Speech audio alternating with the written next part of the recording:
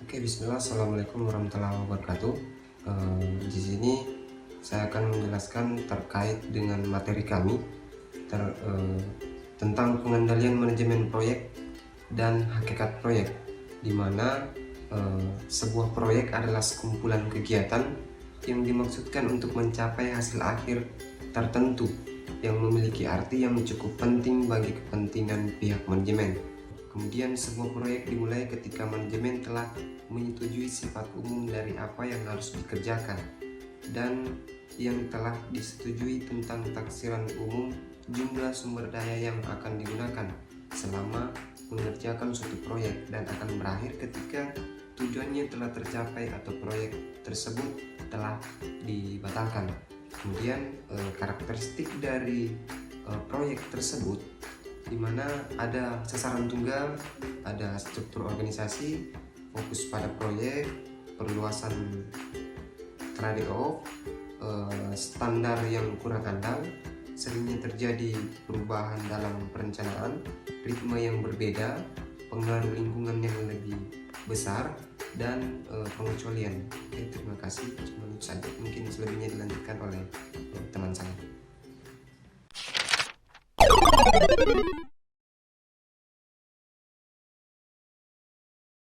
Selanjutnya, lingkungan pengendalian, di mana struktur organisasi proyek merupakan organisasi sementara sebuah tim, dibentuk untuk pelaksanaan proyek dan tim. Anggota tim dapat merupakan karyawan dan organisasi yang menjadi sponsor proyek atau dapat pula direkrut khusus untuk proyek tersebut. Struktur organisasi proyek terdiri dari organisasi matriks dan evolusi struktur organisasi. Organisasi matriks disebut juga organisasi manajemen proyek, yaitu organisasi di mana penggunaan struktur organisasi menunjukkan di mana para spesialis yang mempunyai keterampilan di masing-masing bagian dari kegiatan perusahaan dikumpul menjadi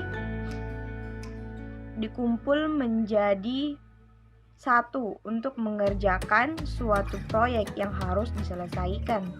Sedangkan evolusi struktur organisasi, jenis personel dan metode manajemen yang berbeda, tepat dilaksanakan pada berbagai tahapan proyek. Pada tahapan perencanaan sebuah proyek konstruksi, pada tahap pelaksanaan proyek, peran utama adalah para manajer produksi. Pada tahap akhir pekerjaan sudah berkurang dan tugas utama adalah mengupayakan penerimaan sponsor dengan keterampilan pemasaran yang tinggi. Baik, saya Greta Bestari, Stambuk jadi 011608. Sekarang saya akan membacakan materi tentang hubungan kontraktual. Jika proyek dilaksanakan oleh kontraktor luar, maka tingkat pengendalian proyek akan bertambah. Sebagai tambahan kepada pengendalian yang dilaksanakan oleh kontraktor yang mengadakan pekerjaan itu, organisasi sponsor juga bertanggung jawab untuk melakukan pengendaliannya sendiri. Bentuk pengaturan kontrak mempunyai dampak penting pada pengendalian kontrak memiliki dua jenis umum. Yang pertama, kontrak harga tetap. Dalam kontrak harga tetap, kontraktor setuju untuk menyelesaikan pekerjaan yang telah ditentukan pada waktu yang telah ditentukan dengan harga tertentu. Biasanya ada denda jika pekerjaan ini tidak diselesaikan sesuai dengan spesifikasi atau jadwal yang telah ditentukan tidak terpenuhi. Dalam hal ini, kelihatannya kontraktor menanggung semua resiko dan karenanya bertanggung jawab penuh atas pengendalian manajemen. Tetapi pada kenyataannya tidaklah demikian. Jika sponsor memutuskan untuk mengubah ruang lingkup proyek atau jika kontraktor mempunyai keadaan yang tidak tercantum dalam kontrak, perubahan pesanan dapat diterbitkan. Yang kedua, kontrak penggantian biaya. Dalam kontrak penggantian biaya, sponsor setuju untuk membayarkan biaya yang wajar ditambah dengan suatu laba. Terima kasih. Yang ketiga, struktur informasi. Struktur informasi ini dapat dibagi lagi menjadi dua bagian. Yang pertama, paket kerja. Paket kerja dalam sistem pengendalian proyek, informasi disusun berdasarkan elemen-elemen proyek. Elemen yang paling kecil disebut paket kerja. Dan cara di mana paket kerja ini adalah kumpulan yang disebut struktur rincian pekerjaan. Dan bagian yang kedua, perkiraan biaya tidak langsung. Sebagai tambahan dari paket pekerjaan, bagi pekerjaan proyek langsung, dibuat perkiraan biaya untuk aktivitas administrasi dan aktivitas pendukung.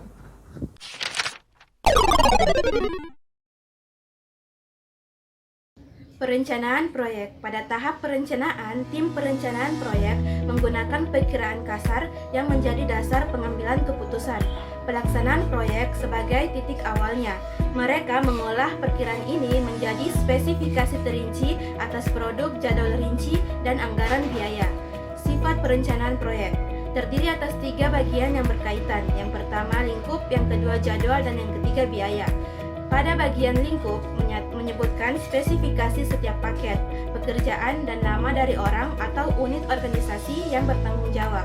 Dan bagian jadwal menentukan estimasi waktu yang diperlukan untuk menyelesaikan setiap paket pekerjaan dan hubungan antara paket pekerjaan, yaitu paket pekerjaan mana yang harus diselesaikan sebelum paket pekerjaan lain dimulai. Dan yang terakhir, biaya. Biaya diperlukan dalam anggaran proyek, biasanya disebut anggaran pengendalian. Analisis jaringan. Beberapa alat yang tersedia untuk menyusun jadwal proyek. Ada yang dikenal dengan teknik evaluasi dan penilaian program atau PRT dan metode jalur krisis. Memperkirakan biaya. Karena alasan kepraktisan, perkiraan biaya seringkali dibuat dalam tingkat agregat yang menggabungkan beberapa paket perencanaan menjadi satu. Penyiapan anggaran pengendalian. Anggaran pengendalian dipersiapkan mendekati awal pekerjaan, memberikan waktu yang hanya cukup untuk meminta persetujuan oleh pengambil keputusan sebelum menentukan biaya tersebut. Aktivitas perencanaan yang lain. Selama fase perencanaan, aktivitas yang lain tetap dikerjakan. Bahan-bahan baku, izin-izin dan yang diperoleh, dan rencana awal yang telah direncanakan, personil dan yang telah dipilih, dan seterusnya.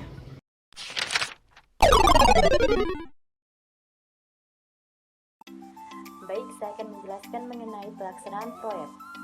Pada akhir proses perencanaan proyek, bagi kebanyakan proyek akan terdapat spesifikasi paket pekerjaan, jadwal, dan anggaran. Begitu pula manajer yang bertanggung jawab atas setiap paket pekerjaan yang teridentifikasi.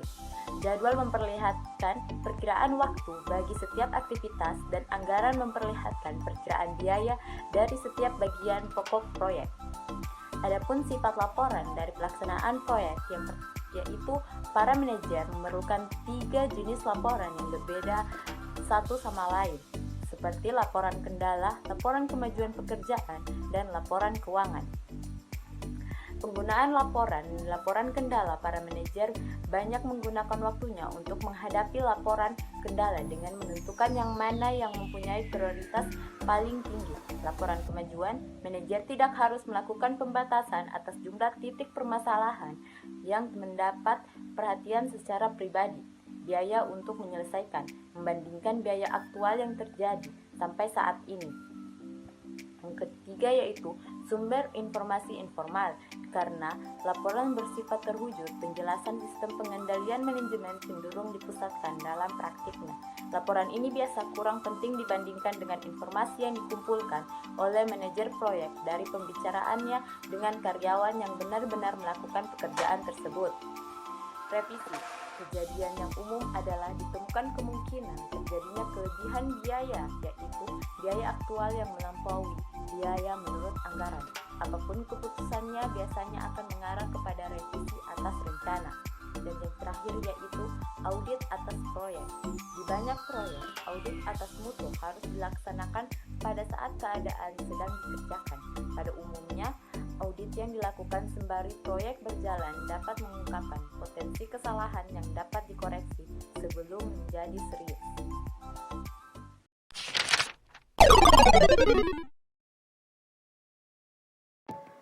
Evaluasi proyek atau juga dikenal sebagai studi kelayakan proyek merupakan pengkajian suatu usulan proyek apakah dapat dilaksanakan atau tidak dengan berdasarkan berbagai aspek kajian. Tujuannya adalah untuk mengetahui apakah suatu proyek dapat dilaksanakan dengan berhasil sehingga dapat menghindari keterlanjuran investasi modal yang terlalu besar untuk kegiatan yang ternyata tidak menguntungkan.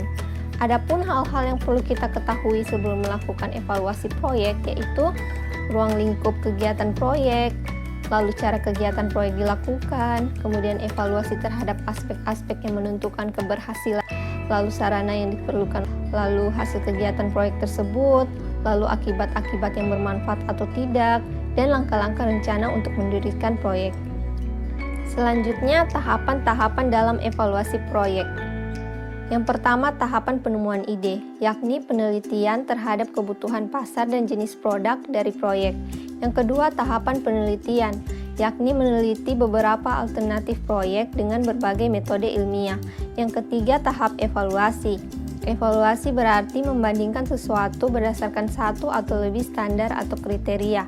Yang keempat, tahap pengurutan usulan yang layak.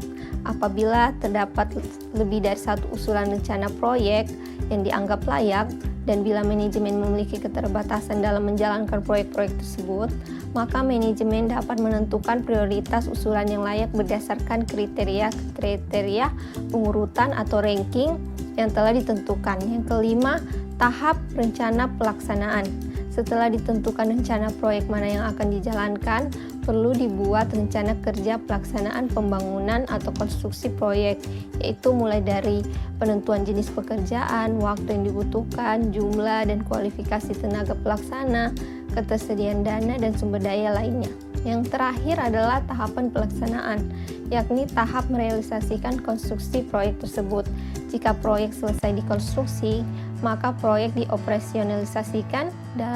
Dalam operasionalisasi ini diperlukan juga kajian-kajian untuk mengevaluasi operasionalisasi proyek. Hasil evaluasi ini dapat dijadikan sebagai feedback bagi perusahaan untuk selalu mengkaji ulang proyeknya secara terus-menerus.